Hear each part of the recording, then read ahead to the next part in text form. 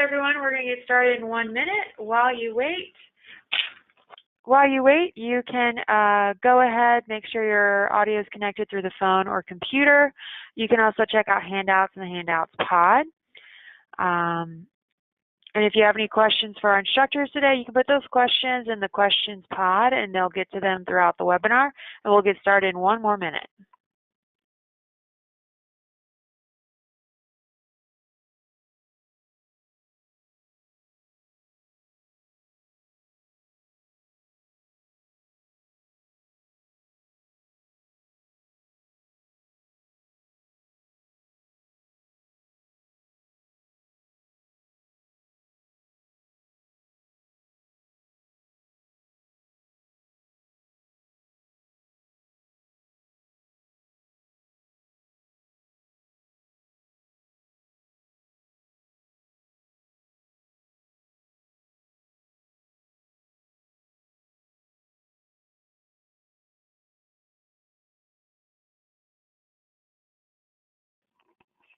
All right, everybody, welcome to today's webinar. I'm Chrissy Sredney, Learning Specialist here at Bekaert.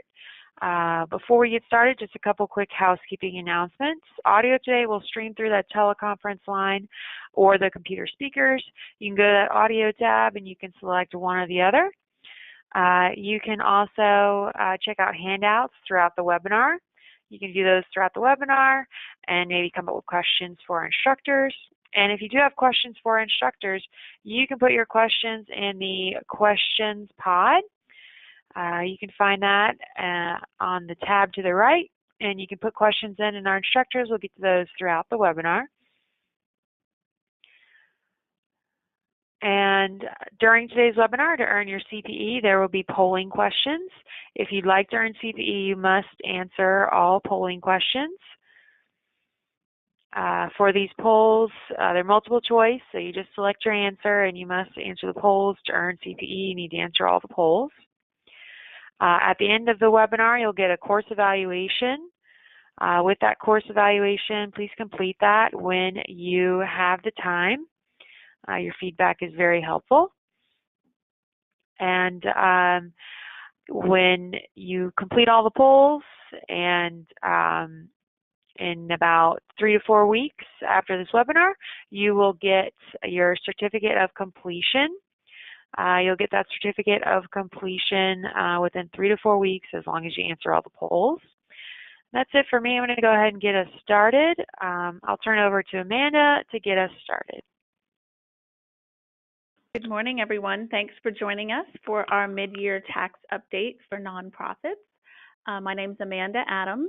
I am the nonprofit leader for Cherry Bekaert's Tax Services, and we also have with us today Rachel Gibbons. The two of us are going to be walking you through the following agenda. We're going to start off with a brief recap of the Tax Cuts Jobs Act matters that affect nonprofit organizations, including some additional guidance that has been issued by the IRS since our last webinar. We're also going to talk about some IRS accomplishments. Each year at the end of their fiscal year, they have a little write-up that talks about the examinations and other projects that they have undertaken in the nonprofit sector. So we're going to go through that. That helps give us a view as to what's going on from their perspective. In addition to tax reform, there have been some other developments, other notices and rulings that have come out from the IRS that we wanted to share with you. And then lastly, we're going to touch base a little bit on the IRS's strategic work plan. This is their guide for the future and how they plan to improve their services. So first, we're going to start off with the recap and update. As you've probably heard many times or seen in articles, providing certain employee benefits on a tax-free basis now can result in unrelated business taxable income. So this is for amounts paid or incurred after December 31st, 2017. Unrelated business taxable income now includes any expenses paid or incurred for qualified transportation fringe benefits and for a parking facility used in connection with qualified parking. So I know some people have been confused about whether if they own their own parking lot and are using that to provide qualified parking benefits for their employees, whether they could have unrelated business income from that. And the answer is yes, that could potentially cause unrelated business income.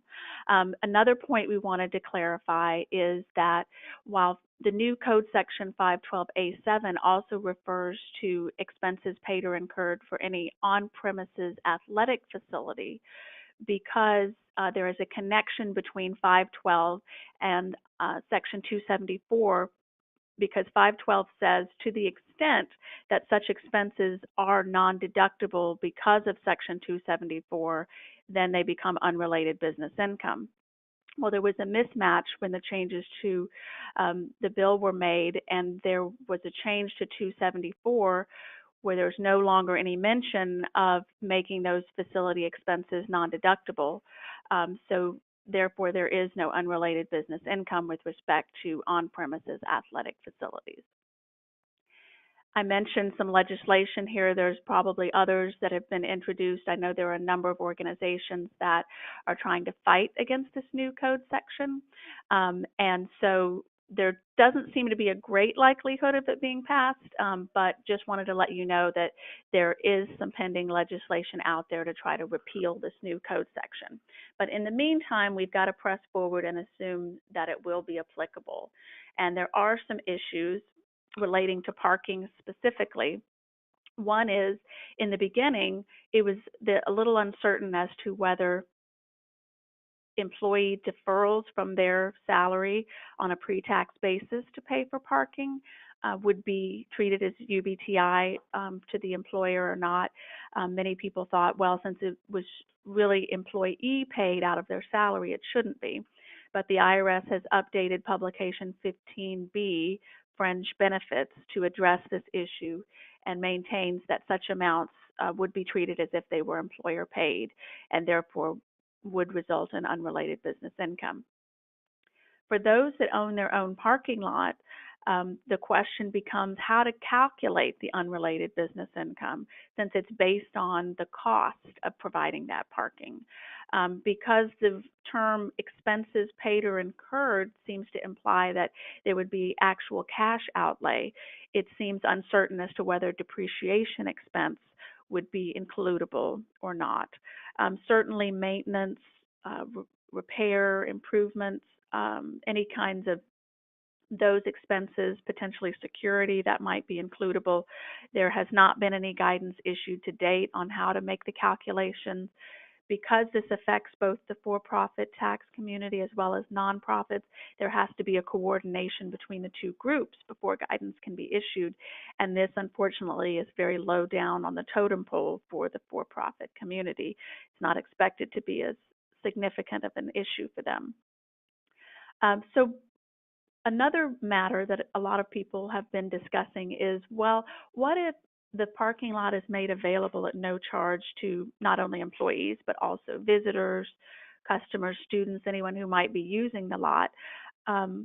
Certainly there's guidance that's been issued many, many years ago that for that purpose, the value of the benefit would be presumed to be zero for purposes of it being a fringe benefit. But since the unrelated business income is based on the expenses paid or incurred, not the value of the parking, it's not clear as to whether there would not be UBTI in that situation where the value is deemed to be zero. But I know that there are a number of practitioners out there that believe that that is a reasonable assumption to make. And it seems so to me as well, that in order to have a qualified parking benefit, the value would need to be more than zero for that benefit. But again, there is some uncertainty with respect to that. So I wanted to give a little example to show how this affects organizations with different fiscal years differently. So first, if you're looking at a calendar year organization, it's fairly simple because the change will result to their calendar year 2018. In this example of $5,000 a month, there would be $60,000 of unrelated business income related to parking, and the first estimated payment due for that would be April 15th. So we are a bit behind that, but if you just realize that this is applicable to you, I would recommend making payments sooner rather than later to try to minimize any interest or underpayment penalties for failure to make estimated payments in a timely manner. For those organizations that have a June year end, it will actually be their 2017 990T that would report $30,000 or 6 months worth of unrelated business income for the period January 1, 2018 through June 30, 2018. Their fourth quarter estimated payment that was due June 15th would have included an amount relating to that new source of unrelated business income. That brings us to our first polling question. So based on your understanding of our discussion about the new tax on qualified transportation fringe benefits, do you believe that your organization will have tax due? The options are yes, no, don't know.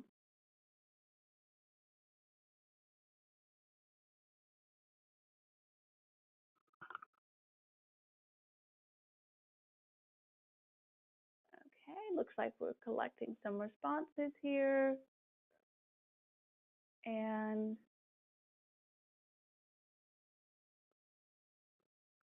let's see, it looks like 58% of you believe that no, you will not have tax as a result of this new tax. So that's good to hear. I believe that while there's the potential for every nonprofit organization to potentially face this issue, I think those in the urban areas where parking is at a premium are the ones that are more likely to have this issue.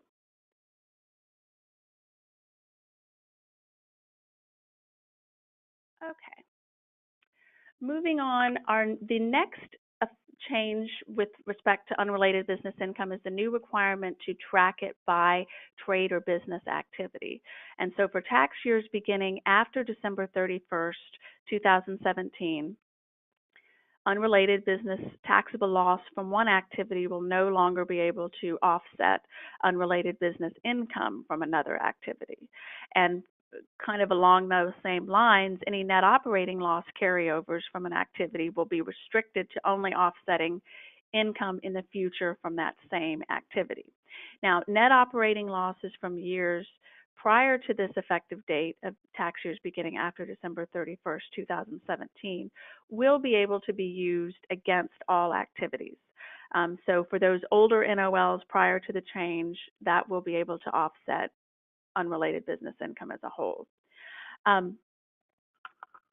So what we wanted to do is kind of give you an example of how this sort of looks using numbers. Some of us are more visual and like to see kind of the effect of changes.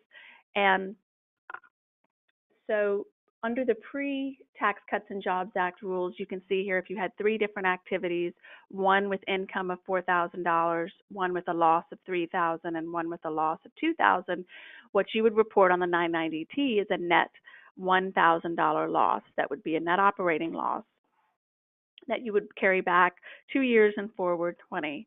Under the new rules, only the net income from activity 1 would end up in the calculation for your net unrelated business taxable income. Activities 2 and 3 would be limited to a net income of 0. And so those extra expenses, $3,000 in the case of activity 2, would become a net operating loss that would carry forward to offset any future net income from activity 2. So you can see that there is a big difference between the 2 scenarios. And so organizations that in the past had reported multiple activities, some profitable, some not profitable, now may be having to pay tax for the first time because these activities are going to be looked at on a standalone basis. So this is one of the areas where the IRS has issued guidance recently. In fact, it was just last week. Notice 2018-67 came out to give us a little bit of guidance regarding how to classify different trade or business activities, and also to request comments on certain areas where they acknowledge that there are issues and they don't feel that there are existing code sections or regulations that adequately address those issues. But the good news is that in the meantime, before official guidance comes out in the form of regulations, they want organizations to take a reasonable approach in figuring out how to define their trade or business activity. And that reasonable approach, they believe, includes potentially the use of the North American Industry Classification System 6-digit codes, the NAICS codes. So if you're already filing a 990T, you probably noticed that there's a section where the organization identifies one or two NAICS codes that describe their main sources of unrelated business income. So for things like advertising, where there's a clear parallel with a for-profit business, the codes are actually pretty useful. But as you know, there are a number of other things, like, for example, unrelated debt-financed income. It's not really a business activity, but it is something that creates unrelated business income. Doesn't have a code associated with it. So there are going to be some limits as to how useful those codes will be. The notice also states that it has identified, 3 sources of UBTI that are not necessarily what you would think of as a trade or business, and so it might make sense to aggregate those. And those categories are debt-financed income, payments from controlled entities, and insurance income from controlled foreign corporations. So those 3 items, they pose the possibility of the organization in making a reasonable interpretation of how to define a trade or business activity, that those would each potentially be their own trade or business activity that could be aggregated. The other point they made is that the new unrelated business income pertaining to qualified transportation fringe benefits will not be considered a trade or business for siloing purposes. So it will be reported after all of the other trade or business activities, so it won't be a standalone business activity.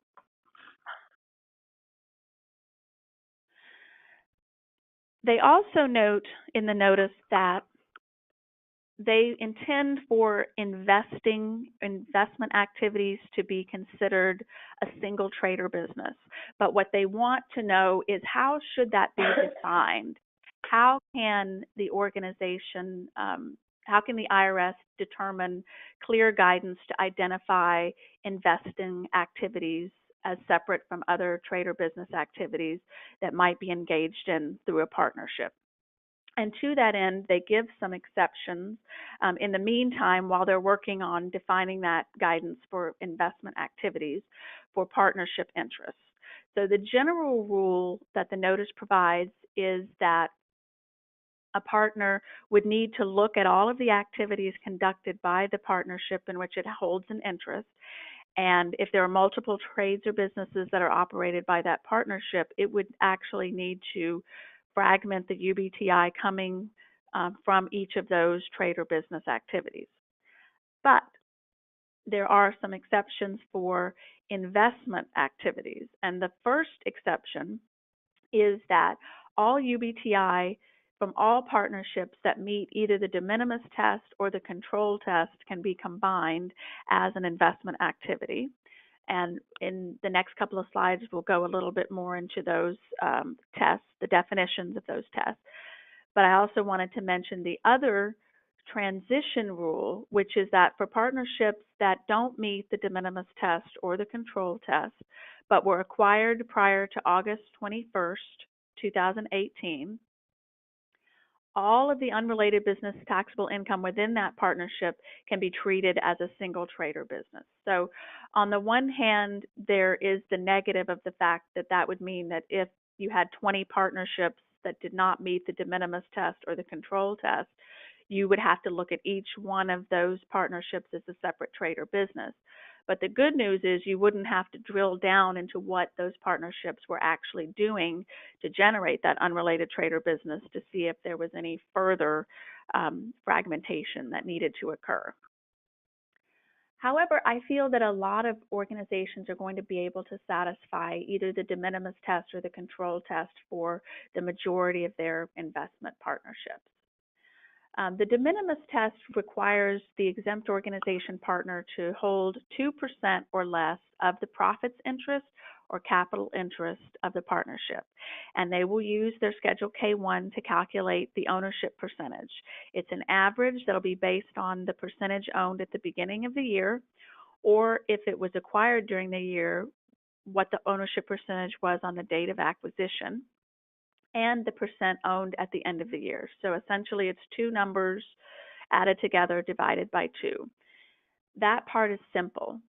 What becomes tricky is that the calculation also has to look at the ownership percentage of disqualified persons, supporting organizations, and any controlled entities. And so disqualified persons will typically include the board members of the organization, their family members, companies that they own significant percentages of, and substantial contributors. So there will be some additional fact-finding potentially that will need to happen in order to determine whether the organization can meet this test or not. The control test is the second option if the de minimis test can't be met, and that gets us a higher percentage, which is up to 20%, up from 2%, again, looking at amounts owned by others. And the additional factor is that the exempt organization cannot have control or influence over the partnership. And the examples provided by the IRS of what control or influence would entail is: 1, if it can require the partnership to perform or prevent the partnership from performing any act that significantly affects the operations of the partnership. So if there's a significant voice or kind of override like you might expect for a general partner or something like that in the partnership agreement that would affect the partnership's operations, then that would be deemed to be control or influence that would disqualify them from passing the control test. Also, if any of the exempt organization's officers, directors, trustees, or employees participate in the management of the partnership or conduct the partnership's business at any time, that would indicate control or influence. And then lastly, if the organization has the power to appoint or remove any of the partnership's officers, directors, trustees, or employees, that would be a negative factor indicating that there's control. So these two tests that we just talked about for investment partnerships, the transition rule and the de minimis or control test, unfortunately are not available for organizations that are exempt under 501c7. So social clubs exempt under that section have different rules pertaining to investment income treated as UBTI, and therefore they get special treatment here. Also, for those organizations, I just wanted to point out that non-member income, which is treated as unrelated business taxable income, typically those organizations think of as one category, but those will need to be segregated by activity. So for example, dining income for non-members would be separate from non-member sales in the gift shop. The next item I just wanted to remind everyone about is that there have been some changes to tax-exempt bonds. For bonds issued after December 31st, 2017, advance refunding bonds are no longer tax-exempt, but current refunding bonds still remain exempt. So the main difference between those two is that in an advance refunding bond, the refunded issue remains outstanding for a period of more than 90 days after the issuance of the new bond proceeds. All of those prior bonds would be redeemed within 90 days or less. And that really affects organizations whose previous tax-exempt financing might have some terms where they're not permitted to prepay amounts, but instead have to pay things as they're due or by a certain date. So I know that there are a number of organizations that are affected by this, but were able to do their refunding prior to the change. Okay, the next section that we wanted to talk about is changes to net operating losses under the Tax Cuts and Jobs Act. So, we talked about how we have the unrelated trade or business activity calculations pertaining to net operating losses, but now there's a change in how the net operating losses are carried forward and even how much can be deducted. So for net operating losses generated in tax years ending after December 31st, 2017. So you'll notice there's a mismatch between these two new rules. This one on the right-hand side would affect fiscal year organizations that have a June year end for the fiscal year ending June 30, 2018. This would affect those tax years that we're getting ready to file returns for now. For those, that change is that net operating losses will no longer be carried back 2 years and forward 20 years. Now they will just be carried forward indefinitely. So it's good that there's not an end date, but there's not the ability to carry those back anymore. For net operating losses generated in tax years beginning after December 31st, 2017, so this is a little further out for our fiscal year ends, the net operating loss deduction will be limited to 80% of taxable income. So again, that is going to be a significant change for organizations that have had net operating losses in the past, and even when they do get income, have felt that they can rely on those large net operating losses to offset any future income.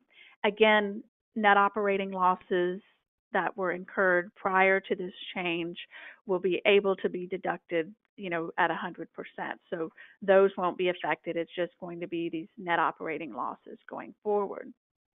Now, let's take a look at a comparison of how this looks using numbers. So we have to add in the fact that we now have our issue of tracking by activity.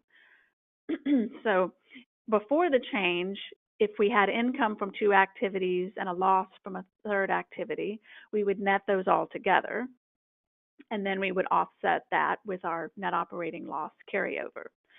Now, when we're tracking by activity, before we apply a net operating loss carryover, we're going to have to look at whether we're limited by activity. So in this example, our $1,000 loss from activity 3 will be thrown out the window, and instead what we'll have is net income of $3,000 from our profitable activities. And assuming that the only net operating loss carryover we had was $2,000, in the change scenario, we now have taxable income because of the limitation on activity 3.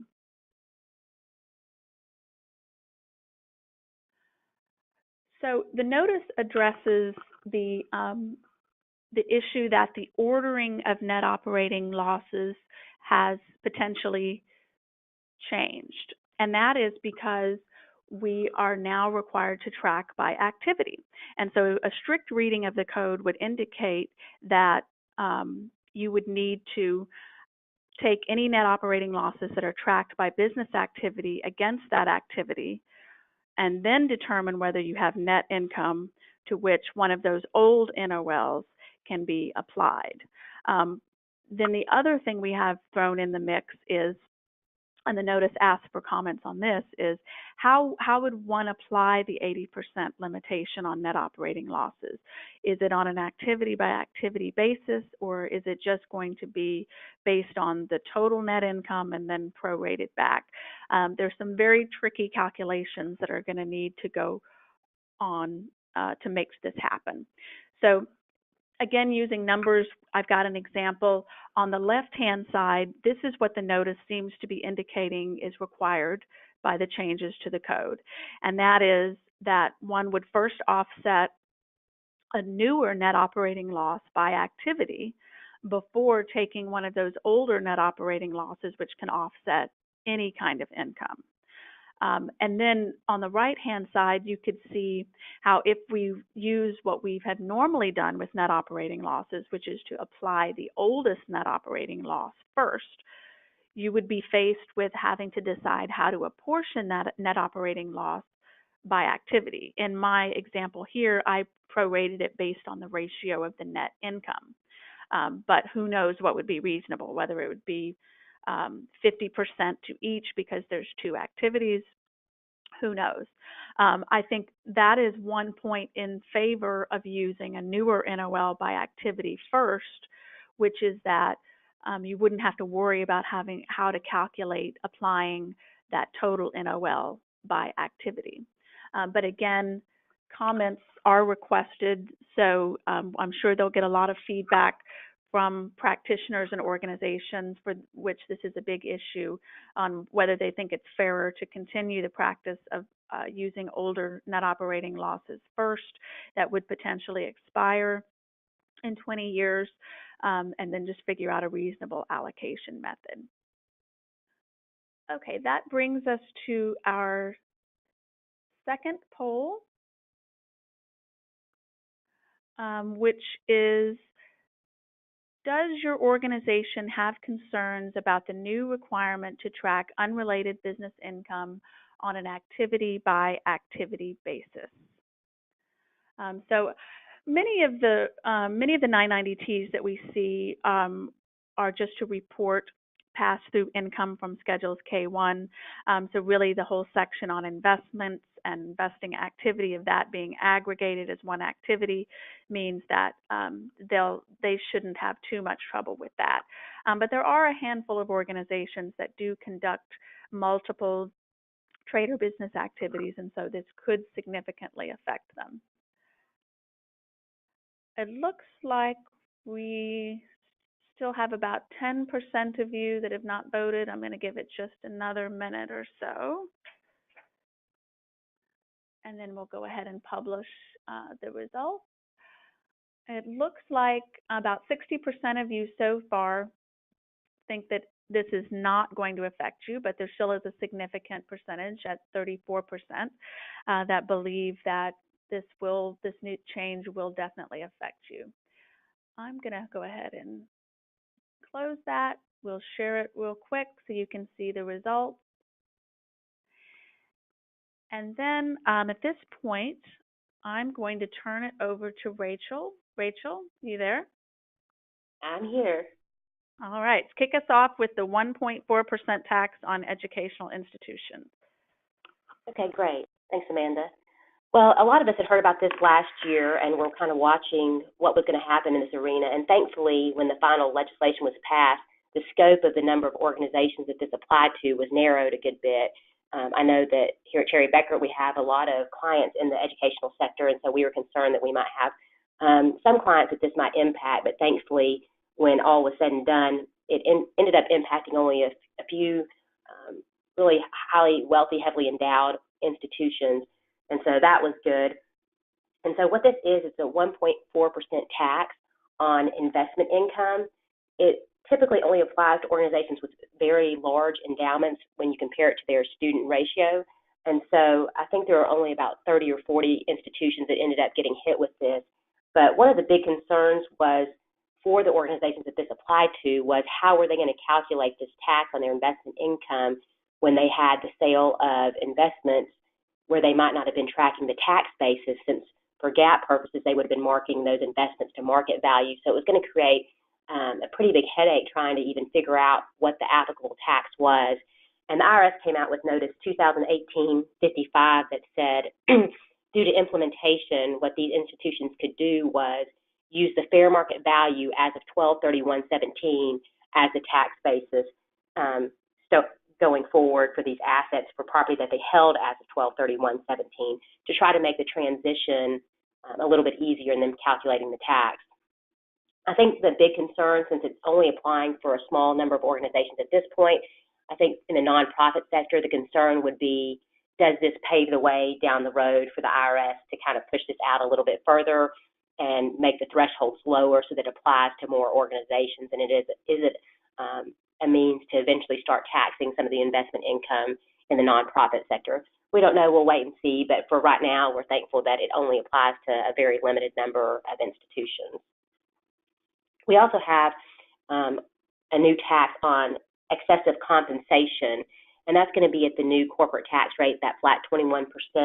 It's going to be for compensation in excess of $1 million. Excuse me, and it also includes these excess parachute payments.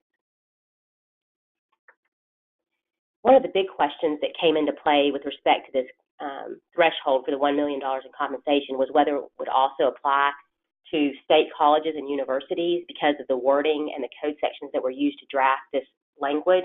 And so some governmental entities are exempt under Code Section 115.1, but other public colleges and universities are exempt from taxation because they're considered an integral part of a state or political subdivision.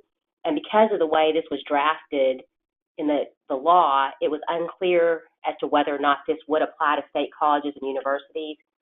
The Treasury and Joint Committee of Taxation have acknowledged that they intended that to apply to all government entities, and so that they needed technical correction in this area to apply that on a broader scale to include state colleges and universities. Another change that came about as a result of the tax reform was with respect to lobbying.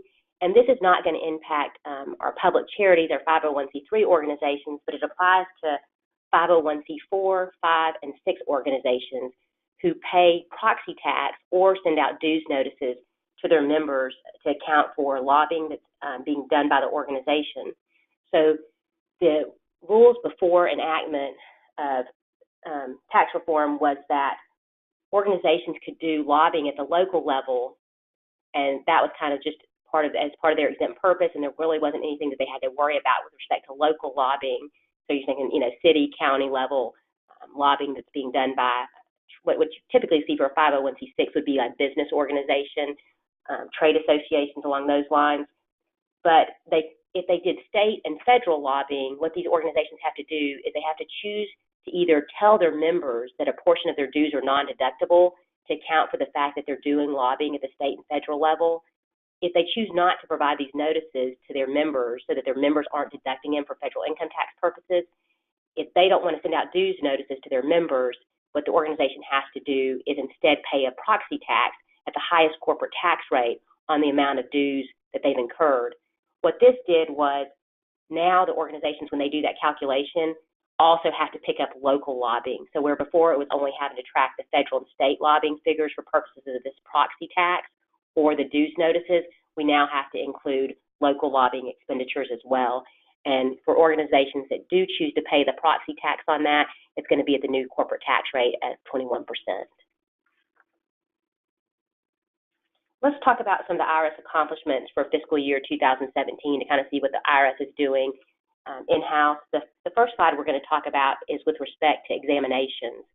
So in fiscal year 17, the IRS closed out just over 6,000 examinations. You can see from the slide what topics were covered.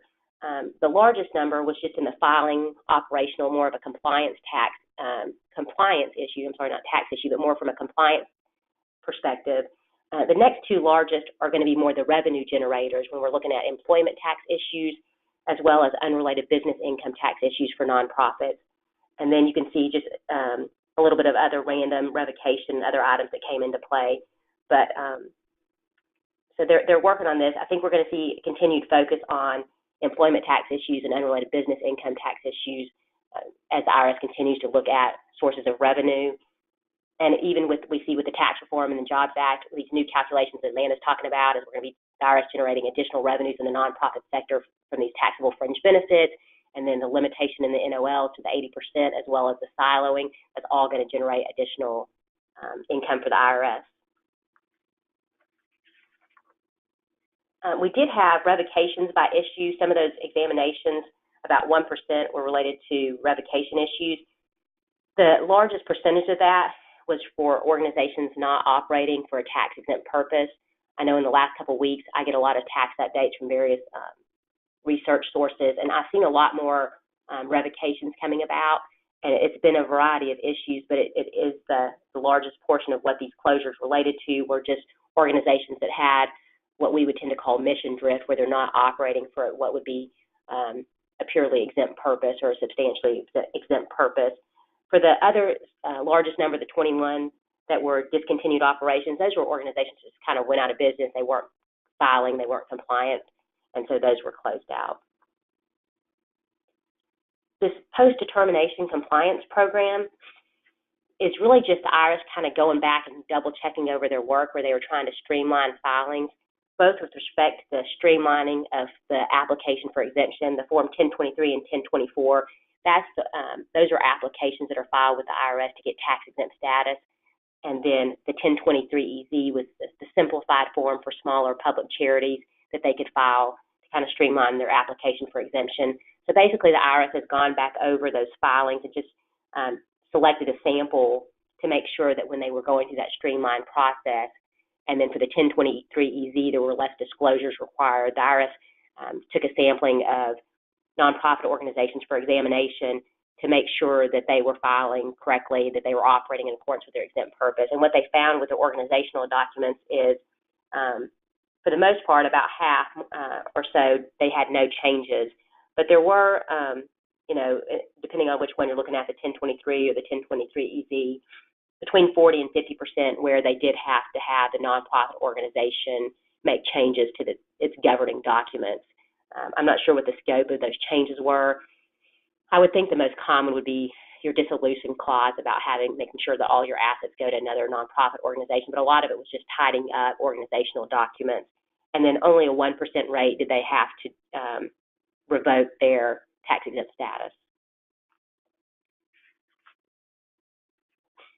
The new thing at the IRS that they are really, I say new, but really continued focus is on this return selection using modeling techniques. And this is for, basically the outcome of this is the IRS realized that they were doing examinations that for the most part they were auditing compliant taxpayers. So they were spending a lot of time, a lot of money, and they weren't generating any revenues and they weren't increasing compliance because they didn't have a high change rate based on the selection of organizations for examination. What they are focusing on is using selection modeling techniques so that they can have a higher change rate, meaning they're either, depending on what type of examination, if it was an employment or UBTI examination generating additional revenues, or just a standard compliance audit, that they are having changes and they're identifying the right target of who they need to be selecting for examination. So you can see from this slide that they had an 83% change rate, which is a significant increase in what their change rate had been on previous examinations. Change rate just meaning the IRS went out there and as a result of the examination, they were able to have changes in what the taxpayer was doing and how they were filing. So it just shows that their selection technique is improving. We're going to talk about a few other developments that are going on at the IRS, and this is really more, we're going to kind of switch gears a little bit. We've been talking about some of the new taxes and changing the tax rates with unrelated business income and some of the compliance issues, but this is something different with a sales tax issue that I know in our group we don't necessarily deal with as much. We have a whole separate group at Bekaert that handles our state and local tax issues and deals with sales and use tax compliance. But this Wayfair case was really a huge fundamental change in the state and local sales tax arena that we just wanted to make you aware of. It'll have different scope and implications to different organizations depending on what your activities are. When we think of the case, and I'll give a brief overview of the case if for any of you who may not be familiar with it, but South Dakota came against Wayfair, the online retailer, and they were trying to assess sales tax on internet sales made into the state of South Dakota. The reason this was a problem is that in order to pay sales tax in a jurisdiction, you have to have, for tax purposes, what's called nexus. And the rules for state and local use tax or sales tax nexus is different than income tax nexus. And so historically, in the sales tax arena, in order to be subject to sales tax, you had to have physical presence in the state. Maybe you had an office location or had inventory. You had personnel in the state. Things along those lines that created a true connection to that state that allowed the state or the county or city, whatever jurisdiction you might be dealing with, to assess sales tax against the organization. There's been a lot of this going on in this Marketplace Fairness Act that a lot of you are probably familiar with, about with the the rise of e-commerce, there are a lot of tax dollars being left off the table because internet sellers are able to go into all these jurisdictions and sell product, but they're not subject to sales tax because they don't have nexus. This went all the way up to the Supreme Court, and just this summer, the Supreme Court ruled in favor of South Dakota and said that South Dakota did have the right to assess sales tax against Wayfair, and what South Dakota was proposing was that for sales of over, I believe the threshold amount was $200,000, and then there was also a number of transactions. If you did more than so many transactions in the state that would be subject to sales tax, that created significant nexus. So really what this case is doing is changing the scope of what state and local jurisdictions can do to assess sales tax for remote sellers. And so if you are selling online as a corporate entity, you now have all these new considerations to take into account as to, this may have opened up a can of worms for jurisdictions all across the country. If you're not doing a lot of online sales, where I see the biggest issue would be with respect to purchases that you may have done online for your organization, where you're buying product online, and maybe before you weren't being assessed sales tax. A lot of states have use tax rules that say if the seller doesn't assess sales tax, you're required to pay use tax on it. Well, the problem is that most people don't capture that information, or they don't pay use tax a lot of times, and so the states realize they are losing out a lot of revenue. Where I see this for the nonprofit sector, and even more complicated, is that nonprofit organizations have different exemptions, but every state is different in how they assess sales tax exemptions. Some states exempt nonprofit organizations on all purchases that they make and sales that they make. South Carolina, for example, they do not exempt organizations under the sales tax exemption for items that you're using for the organization's using for personal use. They only would exempt items that an organization purchases to resell. And so really what I think you need to be aware of is you may see as you do online purchases, or if you do have internet sales, you might want to just get an understanding of kind of what you're doing in different jurisdictions with an understanding of what the limits are in each state.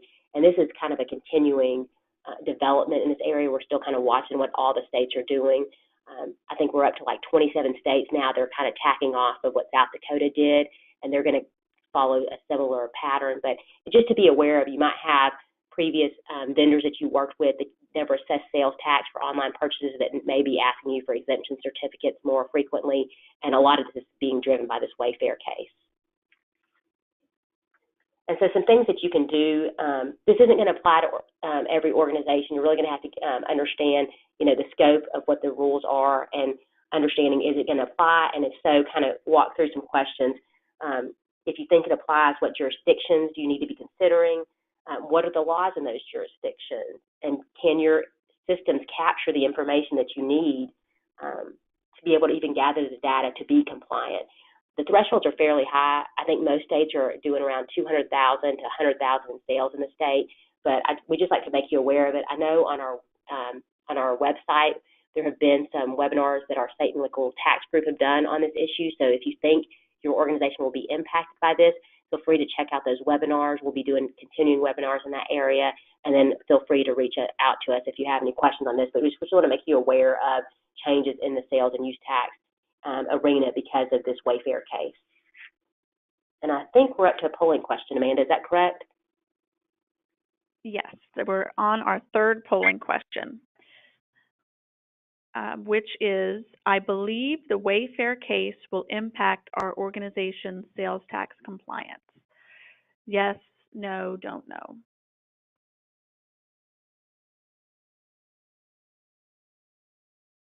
All right, those votes are coming in. It's looking like an overwhelming majority do not believe that the Wayfair case will affect their sales tax compliance. We're at 74% saying no, 18% saying yes, and 8% don't know. All right, so I think we've go ahead and close that poll. So Rachel, if you want to continue on. Yeah, this next section is just an update. We do this every year talking about the ACT report. This is the Advisory Committee on Tax-Exempt Entities, and this is basically just a public-private sector group that examines issues of importance to the nonprofit sector, and then kind of compiles a report to give to the IRS to say these are recommendations that we have in different arenas. We had last year some restructuring in how the committee was set up, and there were a lot of constraints put on the committee as far as being able to how often they could meet and when they could meet in person. That I know last year we talked about how the committee was concerned that the changes in the structure were going to limit their ability to really fulfill their purpose and their mission as kind of being an advocate between the taxpayers and the IRS to kind of talk to the IRS about issues that were of importance in the nonprofit sector. And so the Act is still around. And so the biggest, they cover, this next slide shows, they cover more than just exempt organizations. They also cover employee plans, tax-exempt bonds. I believe they also cover Indian and tribal issues, but the biggest focus for exempt organizations was really on focused on universal e-filing for Form 990. I think a large percentage of the sector is already filing online and filing electronically, but this is just a continued push that the Act recommends. But one of the biggest things we would like to see is the ability to electronically file the Form 990T. We've not seen any indication that that's going to be available anytime in the near future just because of the cost of implementing that, but especially in light of what's going on with tax reform and revenues that are being taken up and expenses incurred in that section as far as trying to implement that. It really has the IRS inundated right now, but that was really the big push out of ACT this year. So we haven't seen the same, I'd say, level of reporting from the ACT as we have in previous years, but a lot of that's been due to the restructuring of the ACT. And Amanda, I think you're on the Form 1024A. Okay, thank you so much, Rachel. So the application for exempt status for 501c3 organizations is the Form 1023, and the application for all other types of 501c organizations is the Form 1024. The Form 1024 has not been revised in some time, but now the IRS has issued a new Form 1024A specifically geared towards organizations that are applying for recognition of exempt status under Section 501c4. So sorry, just noticed there's a little typo there on the slide. It should say 501c4. And so those organizations actually are not required to apply for exempt status. They can be deemed to be a self-declarer and just begin filing 990s and reporting their activity. But there is a new requirement as of a couple of years ago that C4 organizations have to file a Form 8976, which is a very simple form, and it's just a notification to the IRS that they intend to operate as a 501c4 organization. The new 1024A incorporates some of the questions from the more recently revised 1023 about relationships, conflict of interest policy, etc. So this really comes as no surprise given the IRS's increased focus on 501c4 organizations because of the concern about their conduct of political activity as a significant activity. And that is not consistent with C4 status. So I think they're trying to get some additional information there. Revenue Procedure 2018-38, this is one that's been in the news recently. You probably heard about it. Unfortunately, it's applicable only to non-501c3 organizations. Those organizations starting for tax years ending on or after December 31st, 2018 will now be able to provide limited information in Schedule B. So when they're identifying their major donors in the Schedule B, they will not have to put the name and address of those donors any longer. They will only have to put the amounts received from those large donors and details regarding any non-cash contributions. So essentially like a public disclosure version of the Schedule B, those non-C3 organizations will be able to do that. You may not be aware of this search tool. Just wanted to make sure everybody, particularly organizations that make grants and want to access information about other nonprofit organizations. Tax-exempt organization search is new to the IRS website, and it replaces what they used to have called EO Select Check, and it accesses multiple databases so that you can not only determine whether an organization is eligible to receive tax-deductible contributions, whether it's filed a 990N, or whether it's had its exempt status revoked due to failure to file returns, you are actually going to be able to access copies of the 990 that they filed beginning January 2018 and forward. They'll start adding those to the database. So you'll be able to actually get in the 990 from the IRS instead of having to go to a third-party site like GuideStar. Also, copies of their determination letters, all of those issued since January 2014, will now be made available on that site. Of course, the IRS is struggling with technology. That's a subject I'm going to touch on a little bit later.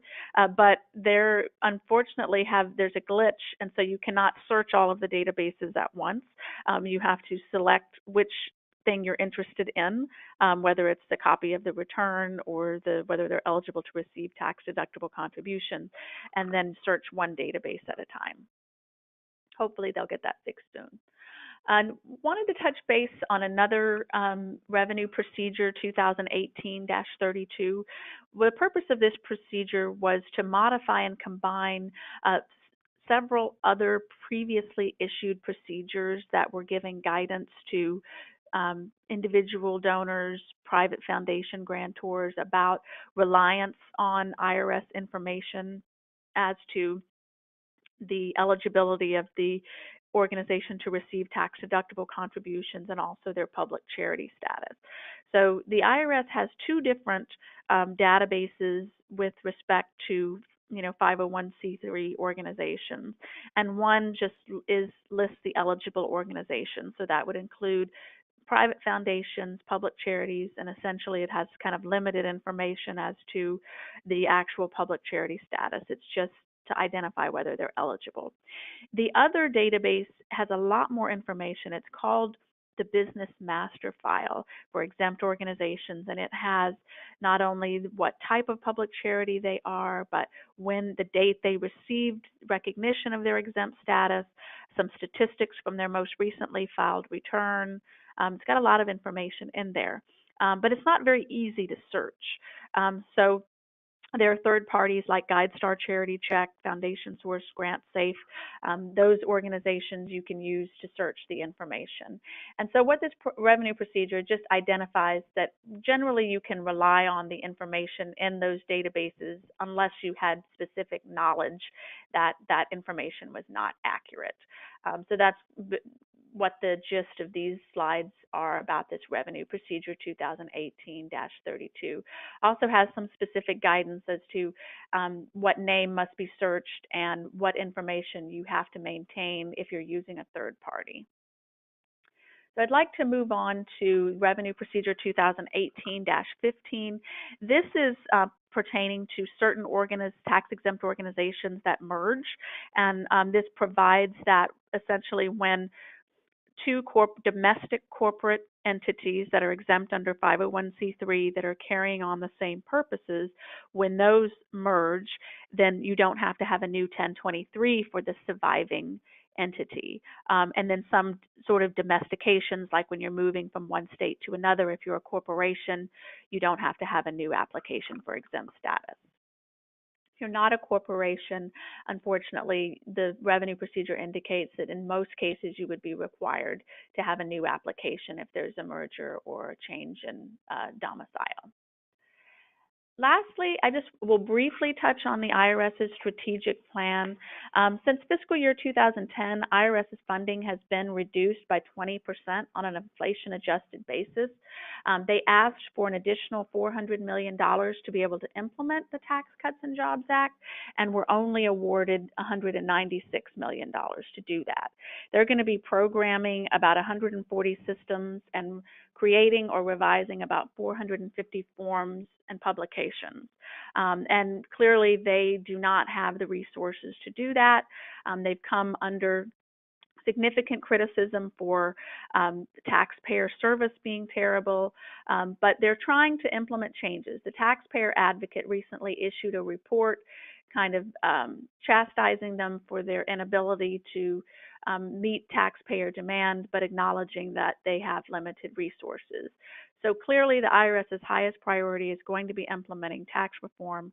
To that end, they want to enable all taxpayers to meet their tax obligations by making it easier for them to understand and meet those obligations. And they're going to keep working on improving tools to help them to do that, whether it's electronically, by phone, however they can best interact with them.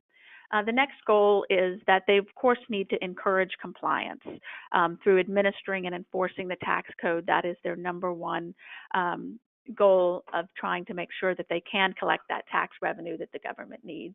And they're going to gather data on how people process information and what can more likely help them be compliant to do that.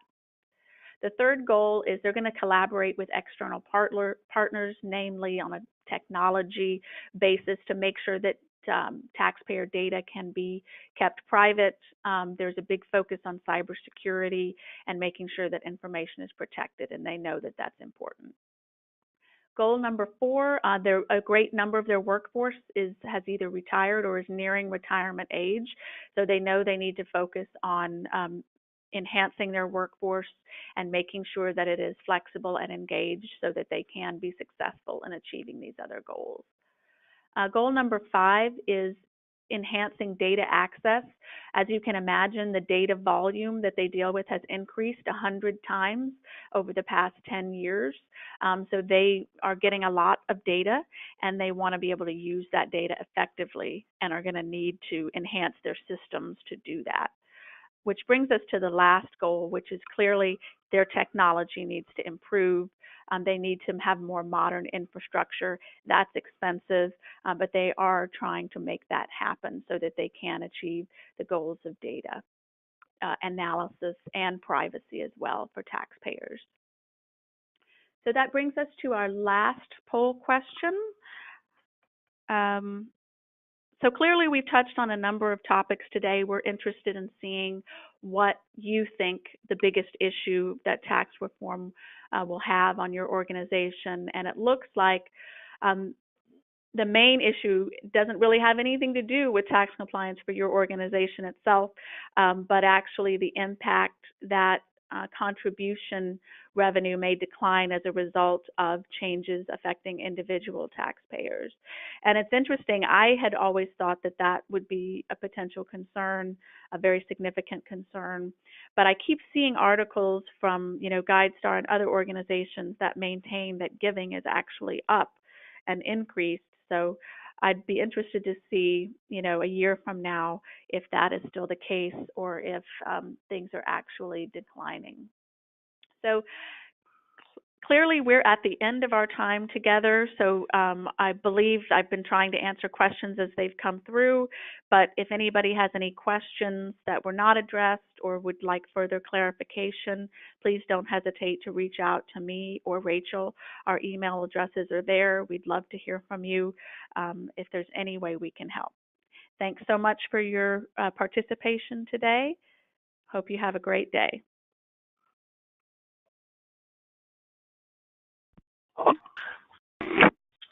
All right, hello everybody. For CPE, as long as you answered all 4 polling questions, you will earn CPE. So that last poll is actually up. Looks like 92% of everyone have voted. I'm going to close that poll now. So as long as you answer all 4 polls, you'll earn CPE, and you will get your certificate of completion by email in 3 to 4 weeks. So look out for that in your email. It'll be a certificate PDF in your email in 3 to 4 weeks. Thanks for joining our webinar today, and have a great day. Bye.